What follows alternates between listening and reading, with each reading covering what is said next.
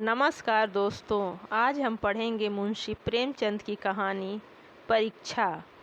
नादिर शाह की सेना ने दिल्ली में कत्ले-आम कर रखा है। गलियों में खून की नदियां बह रही हैं। चारों तरफ हाहाकार मचा हुआ है। बाजार बंद हैं। दिल्ली के लोग घरों के द्वार बंद किए जान को खैर मना रहे हैं। किसी को जान सलामत नहीं है। कहीं घरों में आग लगी हुई है, कहीं बाजार लुट रहा है। कोई किसी को फरियाद नहीं सुनता। रईसों की बेगमें महलों से निकाली जा रही हैं और उनकी बेहुरमती की जाती है। ईरानी सिपाहियों की रजपिपासा किसी तरह नहीं बुझती। मानव हृदय की क्रूरता, कठोरता और पैशाचिकता अपना विकरालतम रूप धारण किए हुए है। इसी समय नादिर शाह ने बादशाही महल में प्रवेश किया। दिल्ली उन दिनों भोग विलास का केंद्र मानी जाती थी। सजावट और तकल्लुफ के सामानों से रईसों के भवन सजे रहते थे। स्त्रियों को बनाव श्रृंगार के सिवा कोई काम न था। पुरुषों को सुख भोग के सिवा और कोई चिंता न थी। राजनीति का स्थान शेर शायरी ने ले लिया था। समस्त प्रांतों से धन घींच घींच कर दिल्ली आता था और पानी की भांति बहाया जाता था। वेश्याओं की चांदी थी। कहीं तोतरों के जोड़ होते थे, कहीं बटेरों और बुलबुलों की पालियां ठनती थी। सारा नगर विलास निद्रा में मग्न था। नादिर शाह शाही महल में पहुंचा तो वहां का सामान देखकर उसकी आंखें खुल गईं। उसका जन्म दरिद्र घर में हुआ था। उसका समस्त जीवन रणभूमि में ही कटा था। भोग विलास का उसे चस्का न लगा था। कहाँ रणक्षेत्र के कष्ट और कहाँ वह सुख साम्राज्य।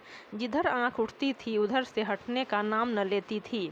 संध्या हो गई थी। नादिर शाह अपने सरदारों के साथ महल की सैर करता और अपने पसंद की चीज़ों को बटोरता हुआ दीवाने खास में आकर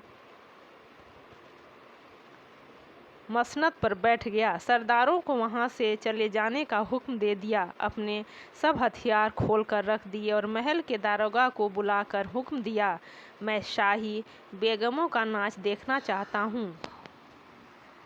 तुम इसी वक्त उनकी सुंदर वस्त्राभूषणों से सजाकर मेरे सामने लाओ। खबरदार, जरा भी देर न हो। मैं कोई इनकार नहीं सुन सकता।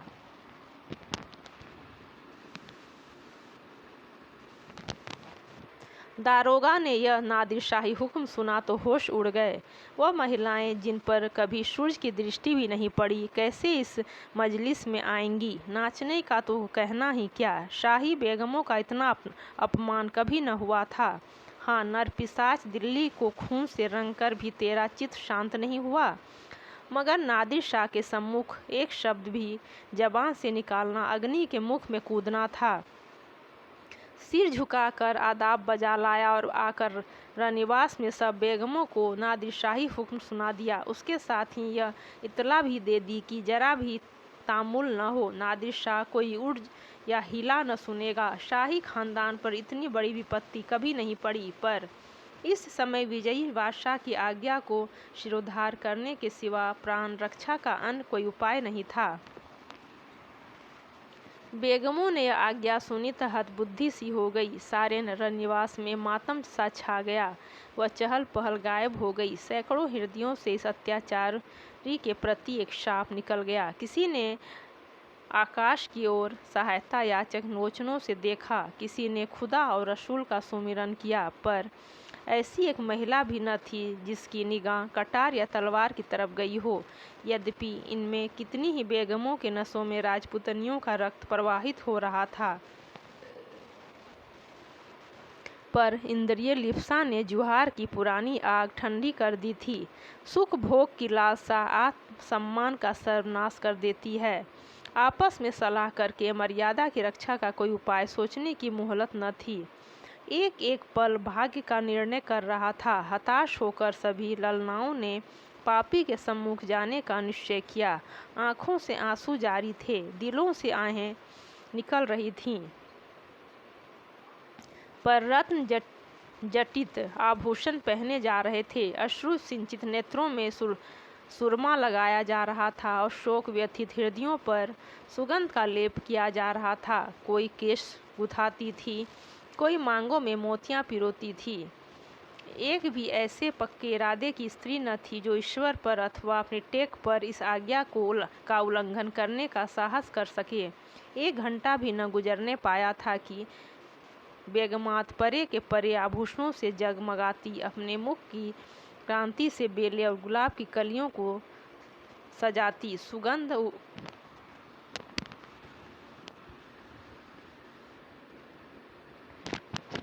लपटें उड़ाती छमछम करती हुई दीवाने खास में आकर नादिर शाह के सामने खड़ी हो गईं।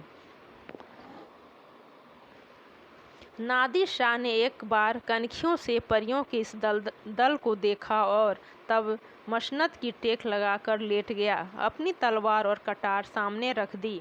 एक क्षण में उसकी आंखें झपकने लगी। उसने एक अंगड़ाई ली और करवट बदल ली। जरा देर में उसके खर्राटों की आवाज़ें सुनाई देने लगी। ऐसा जान पड़ा कि वह गहरी निद्रा में मग्न हो गया है। आध घंटे तक वह पड़ा सोता रहा और बेगमें ज्यों की त्यों सिर नीचा किए दीवार के चित्रों की भांति खड़ी रहीं। उनमें 2 एक महिलाएं जो ढीठ थीं, घूंघट के ओट से नादिर शाह को देख भी रही थीं और आपस में दबी जबान से कानाफूसी कर रही थीं। कैसा भयंकर स्वरूप है, कितना रनोन्मक्त आंखें हैं, कितना भारी शरीर है। आदमी काहे को है, देव है। सहसा नादिर शाह की आंखें खुल गईं। परियों का दल पूर्ववत खड़ा था। उसे जागते देखकर बेगमों ने सिर नीचे कर लिए और अंग समेट कर भेड़ों की भांति एक दूसरे से मिल गईं। सबके दिल धड़क रहे थे कि अब यह जालिम नाचने गाने को कहेगा, तब कैसे क्या होगा।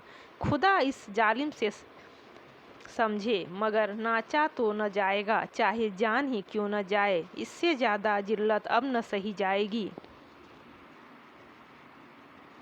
सहसा नादिर शाह कठोर शब्दों में बोला, ए खुदा की बंदियाँ, मैंने तुम्हारा इम्तहान लेने के लिए बुलाया था और अफसोस के साथ कहना पड़ता है कि तुम्हारी निस्बत मेरा जो गुमान था वह हर्फ हर्फ सच निकला। जब किसी कौम की औरतों में गैरत नहीं रहती तो वह कौम मुर्दा हो जाता है। मैं देखना चाहता था कि तुम लोगों में अभी कुछ गैरत बाकी है या नहीं, इसीलिए मैंने तुम्हें यहाँ बुलाया था। मैं तुम्हारी बेहुरमती नहीं करना चाहता था। मैं इतना ऐश का बंदा नहीं हूँ, वरना आज भेड़ों के गले चराता होता। न इतना हवसपरस्त हूँ, वरना आज फारस में सरोद और सितार की ताने सुनता होता, जिसका मज़ा मैं हिंदुस्तानी गाने से कहीं ज़्यादा उठा सकता हूँ। मुझे सिर्फ तुम्हारा इम्तहान लेना था। मुझे यह देखकर सच्चा मलाल हो रहा है कि तुम में गैरत का जौहर बाकी नहीं रहा। क्या यह मुमकिन न था कि तुम मेरे हुक्म को पैरों तले कुचल देती। जब तुम यहाँ आ गई तो मैंने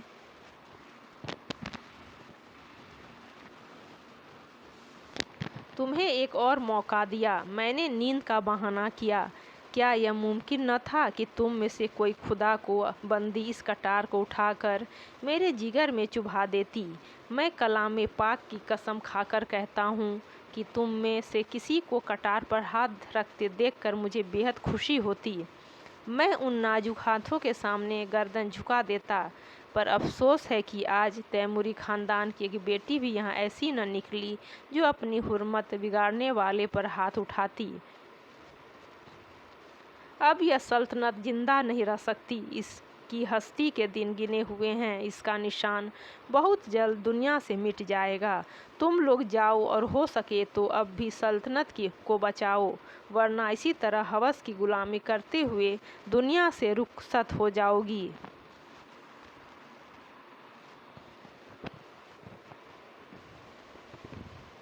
दोस्तों, अगर आप और भी प्रेमचंद की कहानियाँ पढ़ना चाहते हैं तो नीचे डिस्क्रिप्शन में लिंक दिए गए हैं, वहाँ से आप पढ़ सकते हैं।